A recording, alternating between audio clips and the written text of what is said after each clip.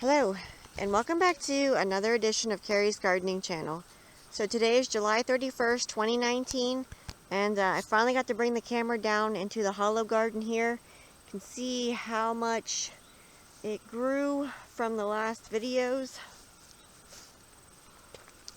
See our peppers hanging on here. Now, our peppers did not get as tall or as big as what they got last year. They're just now starting to grow and really take off for us.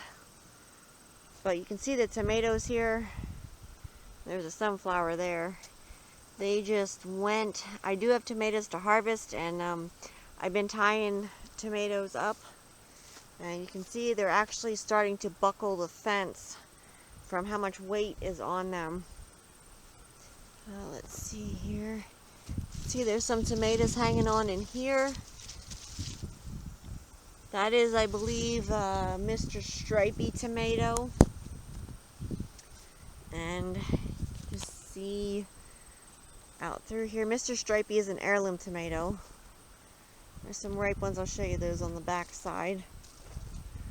And this tomato here, you can see all of the tomatoes coming on it there.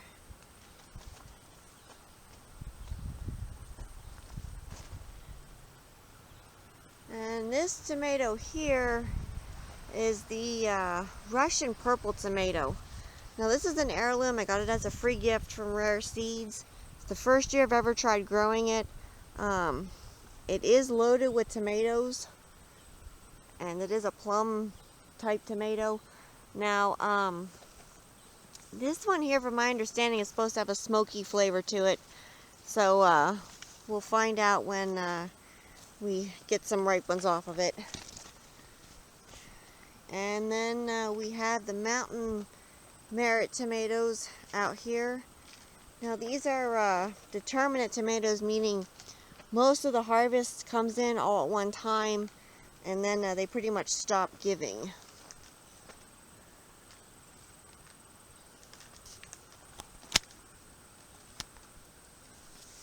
And then over here are more onions here.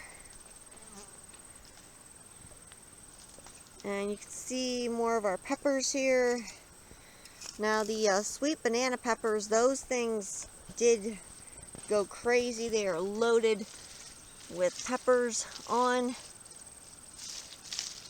And I did do a video for how to harvest your peppers. I use pruning shears to harvest my peppers, and I cut them right about here. And then you want to store your peppers in the refrigerator in bags.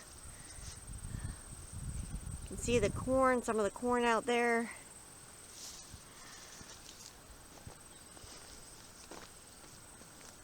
Now, we did hit a dry spell.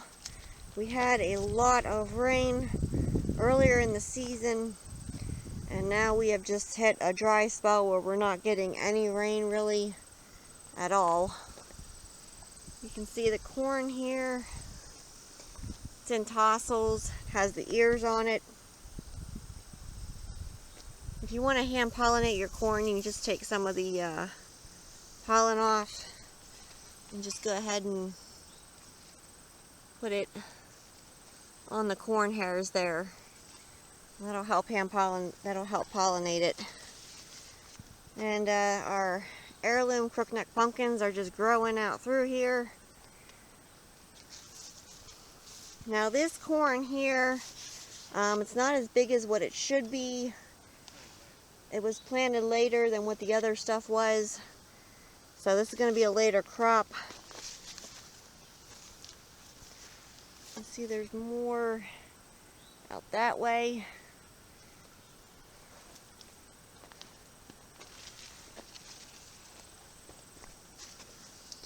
And this is the back side of the tomatoes here. I'll try and show you some that are hanging on ripe. And you can see, this is the back side here. You can see the tomatoes hanging on there. Now those are going to come off today.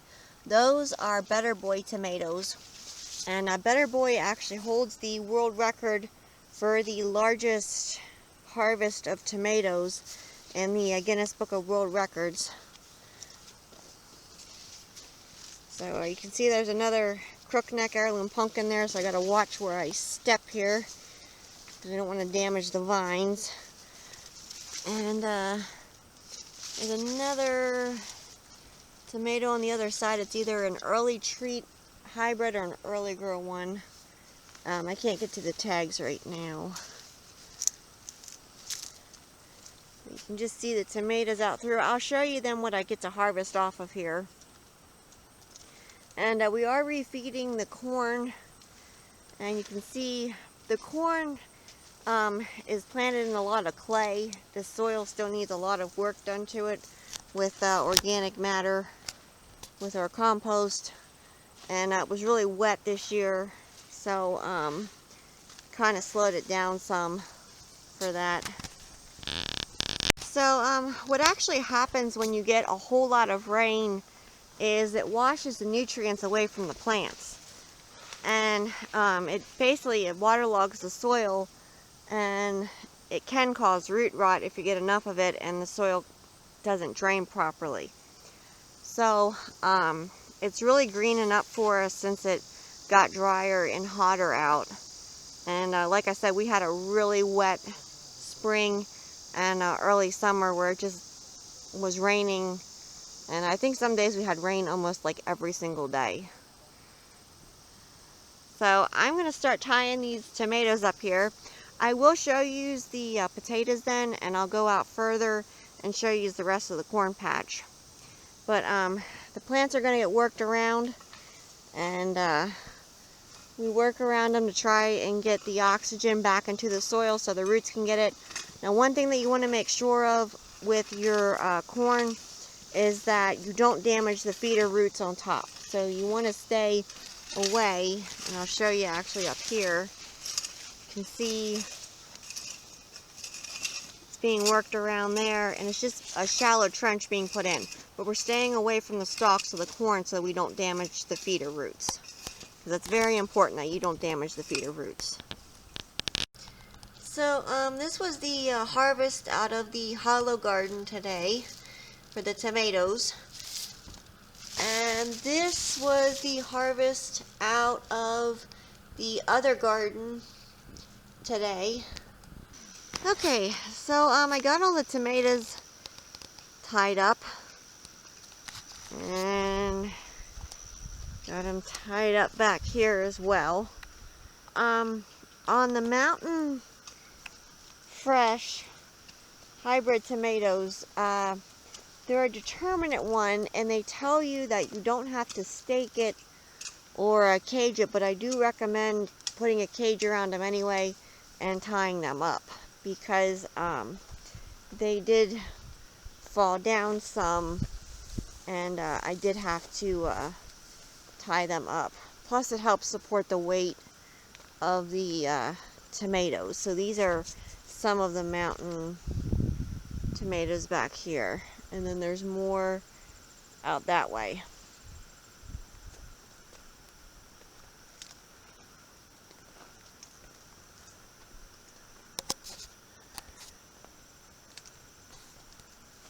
So this is more of the corn patch out here. And you can see the other one that way. Now this was planted later, like I said earlier in the video. This was planted a lot later than what this stuff over here was. And the peppers here, I wanted to show you more of these. These are more of the sweet banana peppers, and these things are loaded with peppers. This one here actually fell down. You can see this one over here. There's more peppers on here. And sweet banana peppers are a very high yielding pepper. And now any pepper that's touching the ground, I do recommend taking it off so that it doesn't rot. And you can see more of the corn patch here. And these are our heirloom crookneck pumpkins there.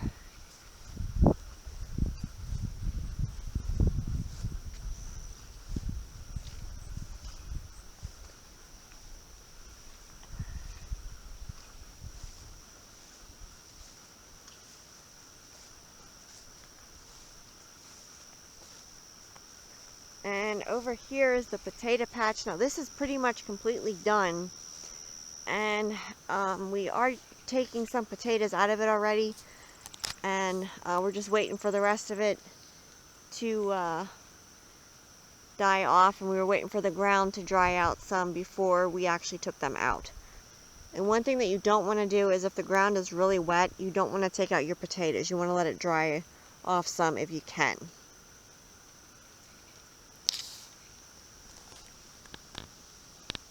So the onions up top were all pulled. They were starting to rot from it being so wet, so we did have to pull them. But these down here are still going. So that concludes the tour of the hollow garden. So as this continues to grow, I'll come back with more videos and I'll show it to you. Now, if you are new to my channel, I do have different videos on there for the hollow garden and the other garden that we have. And I do show how we plant our vegetables and how I start them from seed. So if you like my video, please like, comment, subscribe. Please don't forget to hit the little notification button. I'll tell you when I put a new video on. Thank you for watching, and I hope you have a nice day. Bye.